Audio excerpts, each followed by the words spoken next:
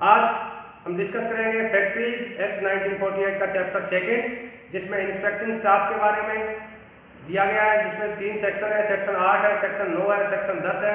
आगे बढ़ने से पहले मैं आपसे रिक्वेस्ट करूंगा कि आप हमारे वीडियो चैनल सीडी लुना क्लासेस को सब्सक्राइब कर दें और साथ के साथ बेल आइकन का बटन दबाना न भूलें।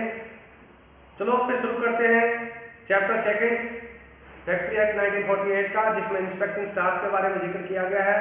सेक्शन 8 जो है उसका सब क्लॉज 1 जो है वो कहता है कि किन्हें निरीक्षक व मुख्य निरीक्षक नियुक्त किया जा सकता है, किन्हें इंस्पेक्टर या किन लोगों को चीफ इंस्पेक्टर अपॉइंट किया जा सकता है। इस एक्ट के अनुसार किसी भी व्यक्ति के पास पद की निर्धारित योग्यता है उसे निरीक्षक यानी कि इंस्पेक्टर नियुक्त किया जा सकता है, और मुख्य निरीक्षक यानी कि चीफ इंस्पेक्टर की नियुक्ति के लिए भी यही मानदंड रहेंगे।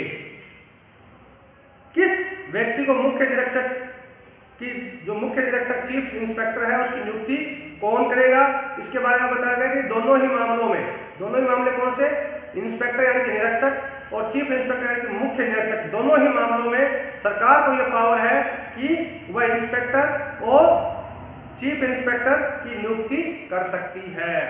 नियुक्ति कैसे की जाएगी, यह सब क्लॉज 2 में दिया गया है। इसमें लिखा गया है कि निरीक्षक इंस्पेक्टर या मुख्य चीफ इंस्पेक्टर की नियुक्ति अपॉइंटमेंट के लिए राज्य सरकार गजट नोटिफिकेशन जारी करेगी, और मुख्य इंस्पेक्टर चीफ इंस्पेक्टर अपनी पावर के साथ साथ सभी निरीक्षकों की पावर का भी निर्वाह पूरे राज्य में करेगा।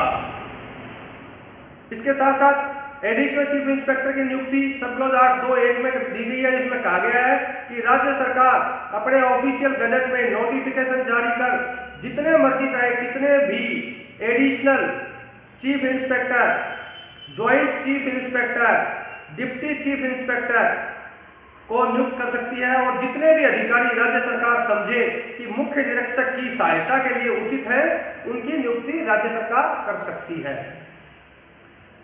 सेक्शन 8 के सब क्लॉज 3 में दिया गया है कि किस को निरीक्षक या मुख्य निरीक्षक नहीं बनाया जा सकता। कौन से ऐसे व्यक्ति हैं जिनको इंस्पेक्टर या चीफ इंस्पेक्टर नहीं बनाया जा सकता। तो इसमें बताया गया कि कोई भी व्यक्ति जो कि सीधे तौर पर या अप्रत्यक्ष तौर पर फैक्ट्री में अपनी इच्छा रखता है या आगे इच्छा रख सकता है, या फैक्ट्री की किसी भी मैन्युफैक्चरिंग प्रोसेस यानी कि मैन्युफैक्चरिंग विधि या फैक्ट्री में चलाए जा रहे व्यापार या उसके फैक्ट्री के कामकाज में इच्छा रखता है, तो उसे निरीक्षक या मुख्य निरीक्षक नियुक्त नहीं किया जा सकता। अगर नियुक्ति हो चुकी है तो उसे अपने कार्यालय में लगातार नहीं बना रहा जा सकता, उसे अपने कार्यालय से त्यागपत्र देना होगा। जिले के निरीक्षकों के बारे में सेक्शन 8 के सब क्लॉज 4 में दिया गया, जिसमें कहा गया कि प्रत्येक डिस्ट्रिक्ट मजिस्ट्रेट जिले के लिए निरीक्षक होगा, यानी कि every district magistrate will be inspector for his district. अगर डिस्ट्रिक्ट मजिस्ट्रेट निरीक्षक का कार्य करता है तो उसका कार्य प्रशासनिक कार्य ही माना जाएगा, न कि न्यायिक कार्य में आएगा। सेक्शन 8 के सब क्लॉज 5 में बताया गया कि राज्य सरकार गजट नोटिफिकेशन के जरिए ऐसे पब्लिक ऑफिसर की नियुक्ति कर सकती है जिसे वह उपयुक्त समझे, जो कि इस एक्ट के लिए कोई पर्टिकुलर लोकल लिमिट में एडिशनल इंस्पेक्टर का कार्य करेगा।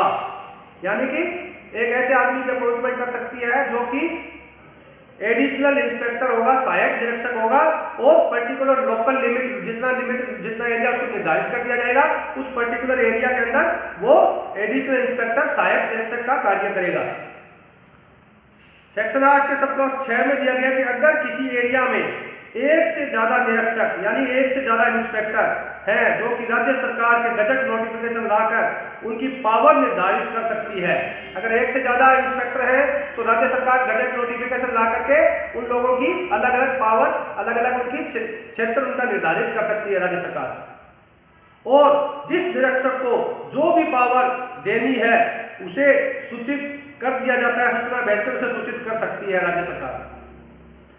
सेक्शन 8 के सब क्लॉज 7 के अंदर दिया गया है कि जिसे भी मुख्य निरीक्षक चीफ इंस्पेक्टर या निरीक्षक या इंस्पेक्टर या जॉइंट इंस्पेक्टर या एडिशनल चीफ इंस्पेक्टर या कोई दूसरा ऑफिसर नियुक्त किया जाएगा वो आईपीसी 1860 के अनुसार पब्लिक ऑफिसर की परिभाषा में आएगा, पब्लिक ऑफिसर की श्रेणी में वो सारे अधिकारी आएंगे।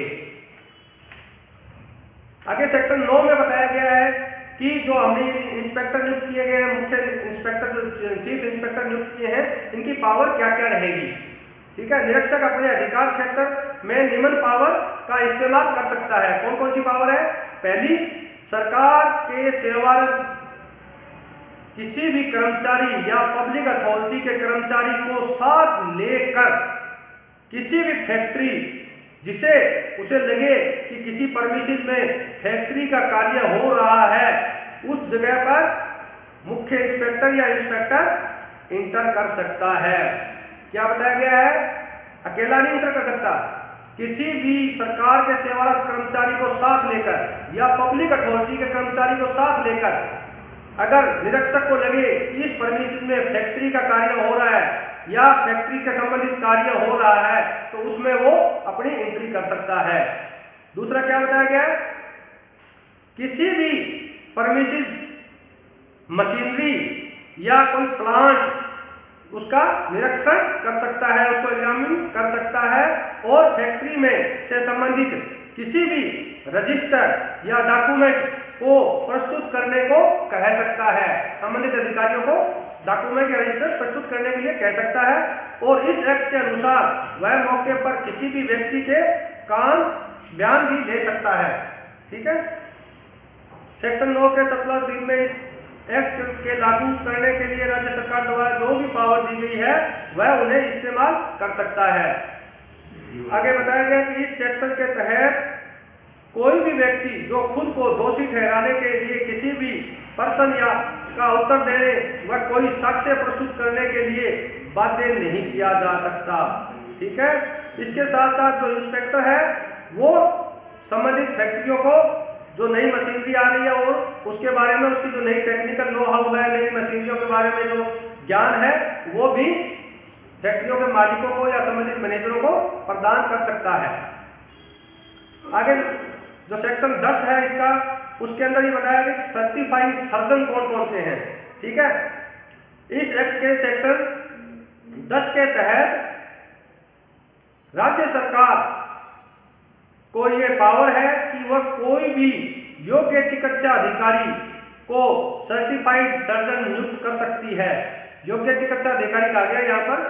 ठीक है, ये सर्टिफाइड सर्जन जो भी लोकल एरिया इन्हें आवंटित किया जाएगा, ठीक है, जो भी फैक्ट्री या फैक्ट्रियों का समूह राज्य सरकार द्वारा इन्हें आवंटित किया जाएगा, इन्हें दिया जाएगा, वहां पर जाकर अपने दायित्व का निर्वाह करेंगे।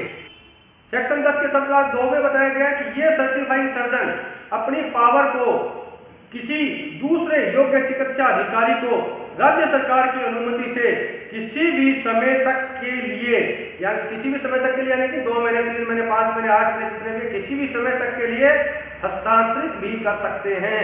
और इस प्रकार से हस्तांतरित की गई पावर में योग्य चिकित्सा अधिकारी भी सर्टिफाइंग सर्जन की श्रेणी में आएंगे।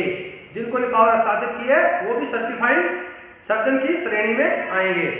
सेक्शन 10 के 17(3) में बताया गया कि कोई भी व्यक्ति जो किसी फैक्ट्री का ऑक्यूपायर है या ऑक्यूपायर बनने वाला है और जो प्रत्यक्ष या परोक्ष रूप से किसी भी फैक्ट्री के मामले में संबंध रखता है, या कोई भी व्यक्ति जो कि फैक्ट्री में नियुक्ति है प्राप्त है, उसे इस एक्ट के अनुसार सर्टिफाइंग सर्जन नहीं नियुक्त किया जा सकता।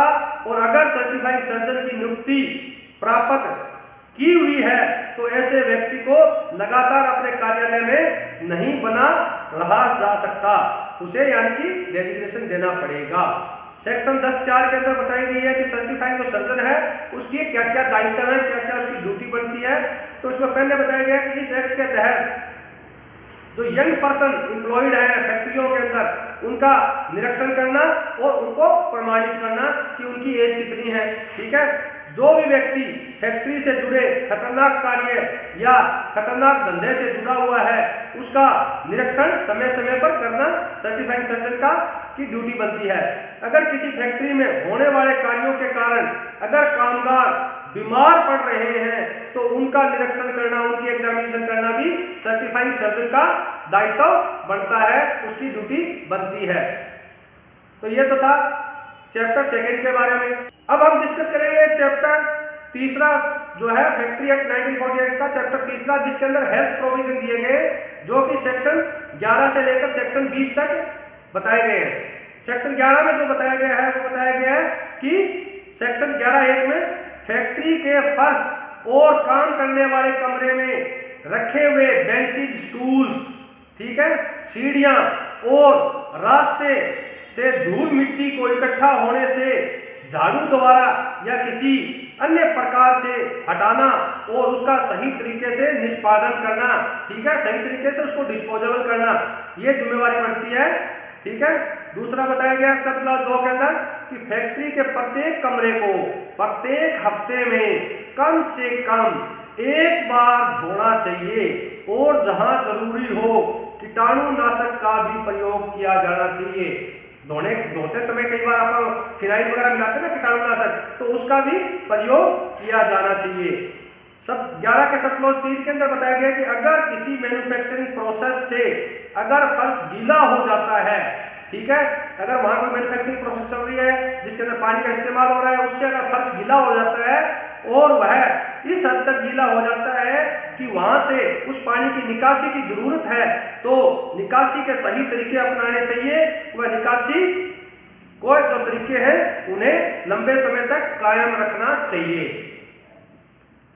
सेक्शन 11 के सब क्लॉज 4 में बताया गया है कि सभी अंदरूनी दीवारें वह विभाजन, कई बार हम ऑफिस में फैक्ट्री में देखते हैं कि पार्टीशन बने होते हैं, अलग अलग पार्टीशन बने होते हैं, तो सभी अंदरूनी दीवारें और विभाजन, सभी छत और सभी दीवारें और सभी रास्ते की ऊपरी सतह व साइड वाली सतह और सीढ़ियों को प्रत्येक 5 साल में कम से कम एक बार पेंट हुई है और वार्निश हुई है तो दोबारा उसको पेंट करना है और दोबारा वार्निश करना है। यानी कि इसमें क्या बताया गया है कि अंदरूनी दीवारें, विभाजन, छत, सभी प्रकार की दीवारें, रास्ते की ऊपरी सतह, साइड वाली सतह और सीढ़ियों पर अगर पहले से पेंट किया हुआ है या पहले से वार्निश की हुई है तो प्रत्येक 5 साल में कम से कम एक बार उसे दोबारा से पेंट करना है, दोबारा से उसको वार्निश करनी है। सब क्लास 2 में बताया गया कि अगर वे वॉशेबल वाटर पेंट से पेंट हुई है तो कम से कम 6 महीने में दोबारा उसका एक कोट लगना चाहिए। यानी कि वो एक ऐसे पेंट से अगर वो पेंट की हुई है जो वॉशेबल है तो कम से कम 6 महीने में उसे दोबारा से एक कोट उसका करना है, ठीक है। और सब क्लॉज 3 में बताया गया है कि अगर ये पेंटेड या वार्निश है तो 14 महीने में कम से कम एक बार जो भी तरीका दिया गया है उस तरीके से उसकी सतह को साफ करना है। यानी कि जो दीवारें, जो सीढ़ियां, जो छत, जो पार्टीशन, जो रास्ते की ऊपरी सतह, साइड वाली सतह, सीढ़ियां जिसके ऊपर पेंट होया हुआ है या जिसके ऊपर वार्निश हुई हुई है, जिसे 5 साल में एक बार दोबारा करना है, ऐसी जगहों पर कम से कम जो है 14 महीने में एक बार जो भी बढ़िया तरीका है उस तरीके से उसकी साफ सफाई करनी है, ठीक है। सब क्लॉज 4 में बताया गया है कि दूसरे मामलों में अगर वहां पर सफेदी हुई हुई है या कोई रंग होया हुआ है जो कि पेंट की श्रेणी में नहीं आता तो सफेदी कम से कम 14 महीने में एक बार हर फैक्ट्री के परमिशन में सभी कमरों की दीवारों पर, छत पर, सीढ़ियों में, पार्टीशन पर, रास्ते की ऊपरी सतह पर, साइड वाली सतह पर जरूर करनी है, ठीक है। और जिस दिन भी व्हाइट वॉशिंग होएगी, पेंटिंग होएगी या वार्निशिंग होएगी उसकी एंट्री निर्धारित रजिस्टर में जरूर करनी है, जिससे कि इसके बारे में सूचना ली जा सके कि इस एक्ट के प्रावधानों को सही से लागू किया गया है और कौन सी तारीख को ये पेंटिंग, वार्निशिंग या व्हाइट वॉशिंग की गई है, ठीक है। सेक्शन 11(2) में बताया गया है कि अगर ऑक्यूपायर सेक्शन जो 11(1) में के सभी प्रावधानों को अपनी फैक्ट्री या फैक्ट्रियों में होने वाली मैन्युफैक्चरिंग प्रोसेस के नेचर के कारण, ठीक है, सही से लागू नहीं कर सकता तो राज्य सरकार भी उसे इसमें छूट दे सकती है और सफाई के लिए कई दूसरे कामगार तरीके का अपनाने को कह सकती है। ठीक है, कौन से ऊपर? जो व्हाइट वॉशिंग की है, जो क्लीनिंग की है, जो सफाई की जो है व्यवस्था, अगर उसके अंदर मैन्युफैक्चरिंग ऐसी चल रही है जिसमें ये बार बार पॉसिबल नहीं है, ये ज्यादा पॉसिबल नहीं है, तो राज्य सरकार ऐसे फैक्ट्री मालिकों को छूट भी दे सकती है उनके आवेदन पर। ठीक है, अब सेक्शन 12 में बताया गया है कि कचरे का प्रवाह और उसका निपटान। ठीक है, तो वो किस प्रकार से करना है? इस एक्ट के अनुसार प्रत्येक फैक्ट्री में कचरे के निपटान व मैन्युफैक्चरिंग प्रोसेस से निकलने वाले प्रवाह के निपटान के प्रभावी बंदोबस्त होने चाहिए। यह सेक्शन राज्य सरकार को पावर देता है कि वो इस दिशा में नियम बना सकती है और यह भी लागू कर सकती है कि इस प्रकार के संसाधन भी दिए जाएं जो कि अथॉरिटी से प्रमाणित हो, यानी कि उनके लिए एक अथॉरिटी बना सकती है और जिस प्रकार के जो डस्ट रिमूविंग के कचरा के प्रवाह के जो साधन है उसकी उस अथॉरिटी से सर्टिफिकेशन करवाना जरूरी है, प्रमाणिकता करवा ले। ठीक है, आगे जो है सेक्शन 13 है, उसमें बताया गया है कि हवा का प्रावधान और तापमान यानी कि वेंटिलेशन और टेम्परेचर को कैसे मेंटेन रखना है। इसके सब क्लॉज 1 में बताया गया कि फैक्ट्री के प्रत्येक काम करने वाले कमरे में प्रभावी और सही तरीके से हवा का प्रबंध होना चाहिए जिससे कि ताजा हवा का प्रवाह बना रह सके। ठीक है, सब क्लॉज बी में बताया गया है कि तापमान सही व जायज रहना चाहिए।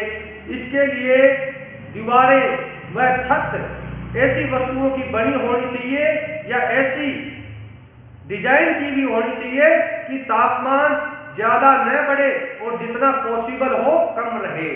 ठीक है, आगे बताया गया कि अगर काम करने के तरीके से ज्यादा तापमान हो रहा हो और ज्यादा तापमान जो उत्पन्न हो रहा है उसको ऐसे प्रभावी तरीके अपनाने चाहिए कि जिससे काम करने वालों को इससे बचाया जा सके या गर्म हिस्से को अलग कर देना चाहिए या उसे इस प्रकार ढक दें कि उसका तापमान बाहर ना निकले।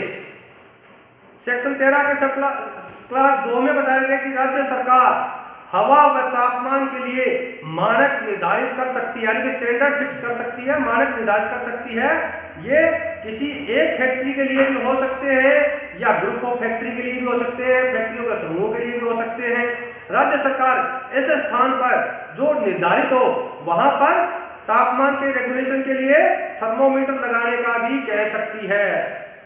सेक्शन 13 के सब क्लास 3 में बताया गया कि अगर मुख्य निरीक्षक को लगे कि किसी फैक्ट्री में बहुत ज्यादा टेम्परेचर, हाई टेम्परेचर हो रहा है और सही तरीके के इस्तेमाल में लाकर इसे कम किया जा सकता है तो वह बिना नियमों को देखे ऑक्यूपायर को लिखित में ऐसे तरीकों के इस्तेमाल का ऑर्डर दे सकता है और इसे निश्चित निर्धारित तिथि के अंदर लागू करने को भी कह सकता है।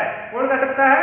मुख्य इंस्पेक्टर, चीफ इंस्पेक्टर, मुख्य निरीक्षक ऐसा कह सकता है ऑक्यूपायर को। अगर राज्य सरकार को लगे कि स्प्रे करने या पानी से दीवारों को गीला करने या दीवारों को इंसुलेट करने या स्क्रीन करने से टेम्परेचर कम हो सकता है या छत को ऊंचा करने से टेम्परेचर कम हो सकता है तो राज्य सरकार ऐसे प्रावधान को लागू करने के लिए ऑक्यूपायर को कह सकती है।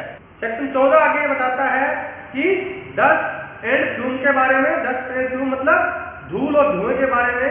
उसमें कहता है कि प्रत्येक फैक्ट्री में जिसमें मैन्युफैक्चरिंग प्रोसेस के कारण धूल या धुआं उत्पन्न होता है जो कि इस हद तक उत्पन्न होता है कि उसके बढ़ने से स्वास्थ्य पर, काम करने वाले लोगों के स्वास्थ्य पर दुष्प्रभाव पड़े तो प्रभावी तरीकों का इस्तेमाल होना चाहिए जिससे कि वो काम करने वाले कमरे में इकट्ठा न हो और सांस के द्वारा जो धुआं और धूल मिट्टी है वो उन काम करने वालों के शरीर में प्रवेश न करें।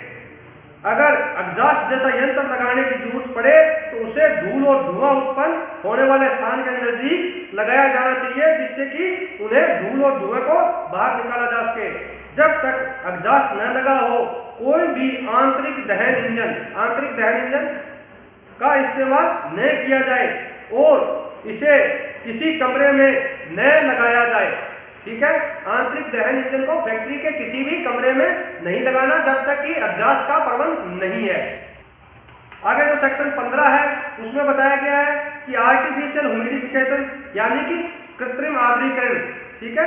ये जो सेक्शन 15 है वो राज्य सरकार को ये पावर देता है कि वो रूल बनाए, नियम बनाए सभी फैक्ट्रियों के बारे में, ठीक है, जिसमें कि हवा की आर्द्रता कृत्रिम रूप से बढ़ जाती है, यानी कि आर्टिफिशियल रूप से हवा की आर्द्रता बढ़ जाती है, ठीक है। किस लिए? For prescribing standard of humidification, जिससे कि जो आर्द्रता है उसके मानकों को फिक्स किया जा सके, उनके मानकों को बताया जा सके। इसके लिए राज्य सरकार नियम बना सकती है।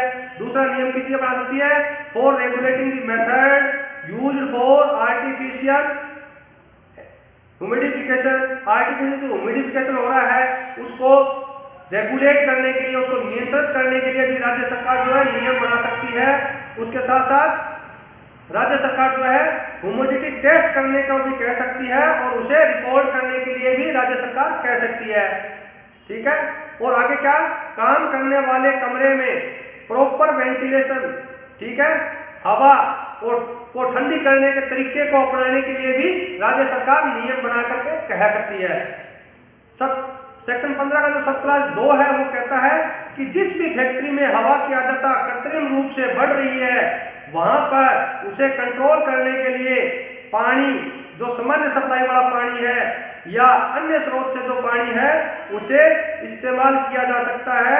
उसे इस्तेमाल करने से पहले उसे सही तरीके से प्यूरिफाई करना होगा, सही तरीके से उसे उसका शुद्धिकरण करना जरूरी है। और सेक्शन 15(3) में कहता है कि अगर फैक्ट्री का जो चीफ इंस्पेक्टर है इस एक्ट के तहत उसको लगे कि ऊपर वाली चीज को लागू करने के लिए, पानी की प्यूरिफिकेशन को लागू करने के लिए अगर इंस्पेक्टर को लगे कि पानी प्रभावी रूप से प्यूरिफाई नहीं किया जा रहा, ठीक है, तो फैक्ट्री का जो इंस्पेक्टर है वो मैनेजर को लिखित में ऑर्डर दे सकता है कि आप मेरे हिसाब से इन संसाधनों का इस्तेमाल करें जिससे कि पानी को प्यूरिफाई करके, पानी को शुद्धिकरण करके इसके अंदर इस्तेमाल किया जा सके। अब आगे सेक्शन 16 है। सेक्शन 16 जो है वो ओवर क्राउडिंग के संबंधित है, यानी कि अत्यधिक भीड़ के संबंधित है। अभी फैक्ट्री में जिस कमरे में काम चल रहा है उसमें अत्यधिक लेबर नहीं होनी चाहिए, अत्यधिक लेबर की भीड़ भाड़ नहीं होनी चाहिए, उसके संबंधित है। तो इसमें सेक्शन 16(1) में बताता है कि फैक्ट्री का कोई भी कमरा इतना ओवर क्राउडेड, इतना भीड़ भाड़ वाला न हो कि उसमें काम करने वाले लोगों के स्वास्थ्य पर इसका दुष्प्रभाव पड़े।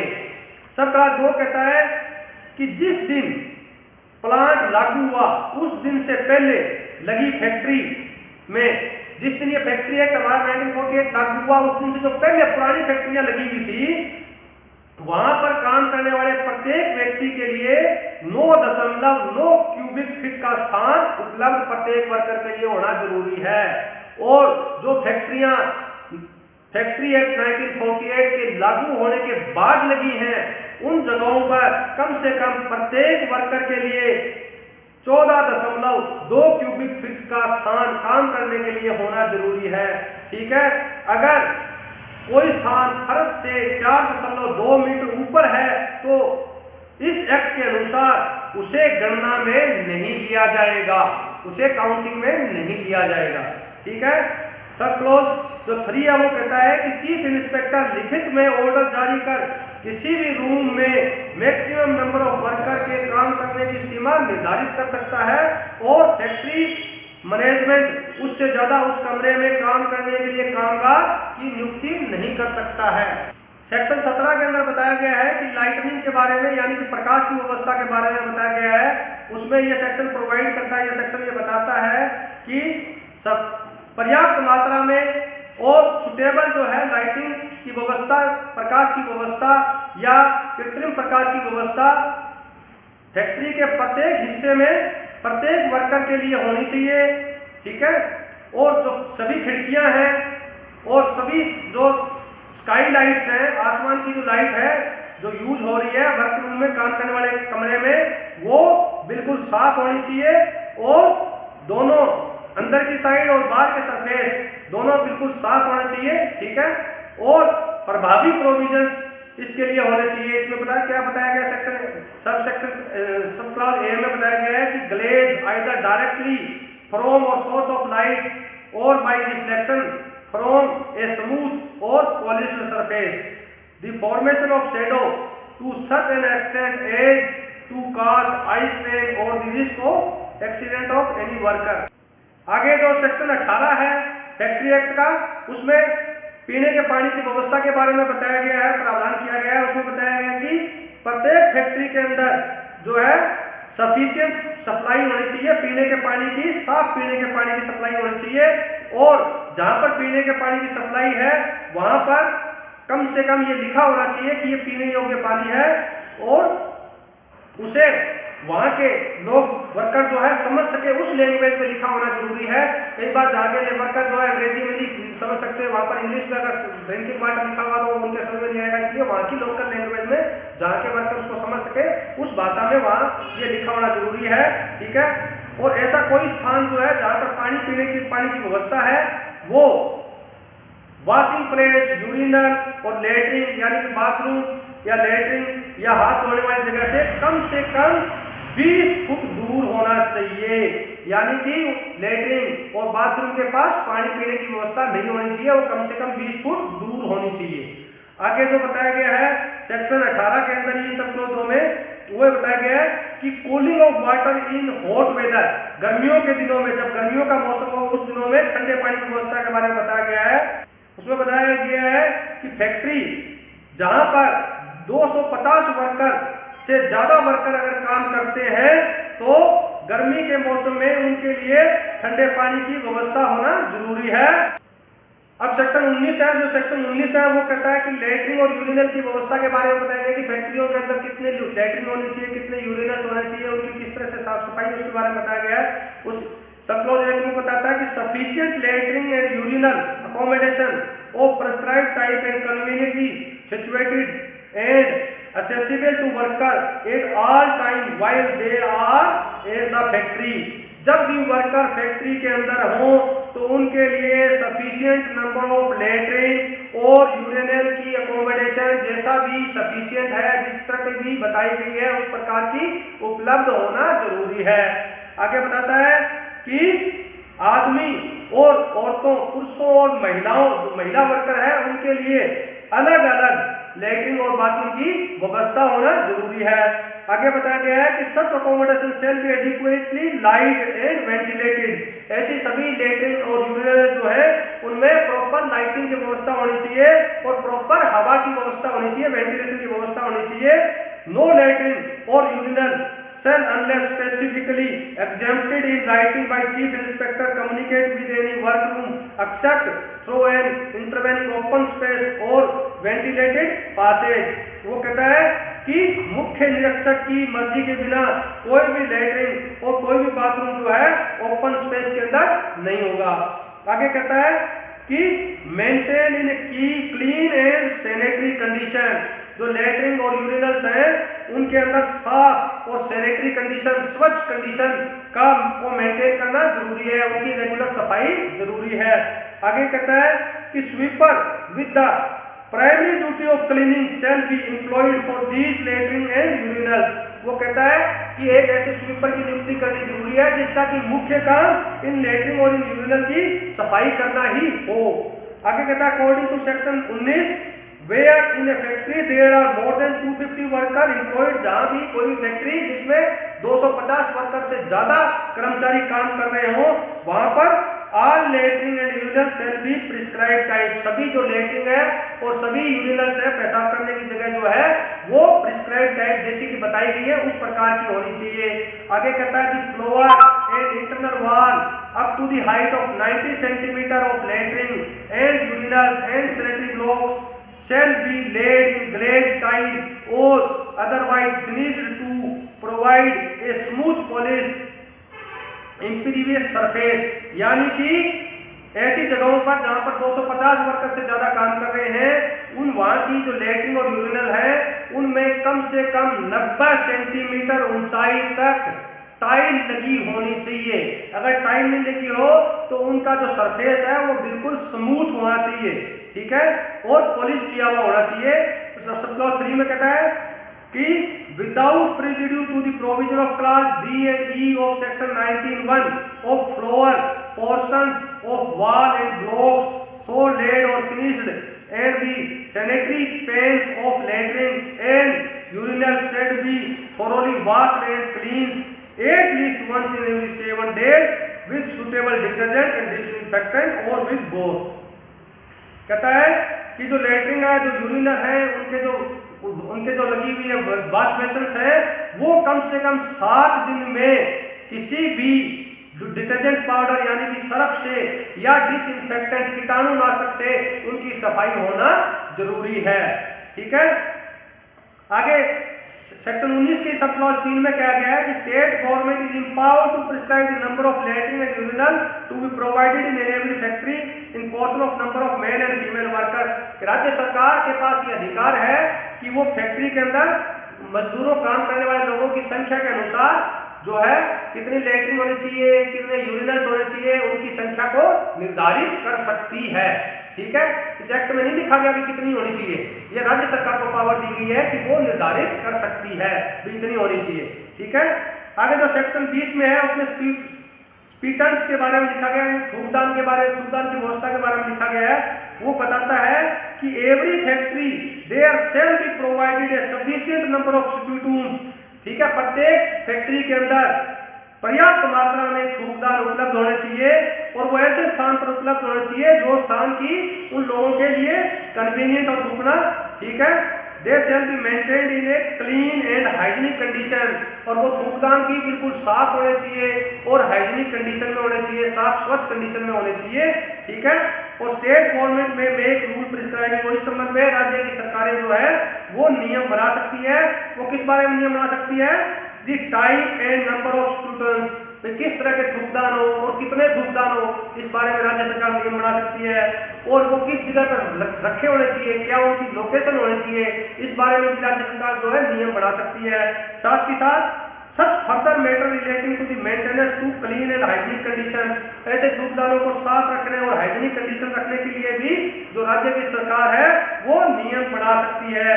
आगे कहता है कि no person shall spit within the premises of factory except in spittoons provided for the purpose and notice containing this provision and penalty for its violation shall be displayed prominently at suitable place in the premises। आगे कहता है कि कोई भी worker, कोई भी कर्मचारी जो फैक्ट्री में काम कर रहा हो वो खुले में नहीं थूकेगा, सिर्फ इन्हीं थूकदानों में थूकेगा। और फैक्ट्री के परमिसेस के अंदर जगह जगह पर इस बात का नोटिस लग जाना चाहिए कि थूकदान के अंदर ही थूका जाए और जो इसका पालन नहीं करेगा उसके लिए पेनल्टी का प्रावधान भी होना चाहिए। ठीक है, the person who contravene the provision of 20(3), ठीक है, जो भी आदमी सेक्शन 20(3) के प्रावधानों को तोड़ेगा, ठीक है, और स्पिट करेगा, थूकेगा एट एनी अदर प्लेस, दूसरे जगह पर, थूकदान के अलावा अगर दूसरी जगह पर थूकेगा तो shall be punished fine not exceeding ₹5, उसे 5 रुपए से नीचे उस पर फाइन किया जा सकता है, 5 रुपए से ऊपर का फाइन नहीं किया जा सकता। ठीक है, और राज्य सरकार इस संबंध में अलग अलग कानून बना सकती है। तो ये अब तक हमने करे health related provision chapter 3 factory act 1948 का चैप्टर 3 इस प्रकार से हमने पूरा कर दिया।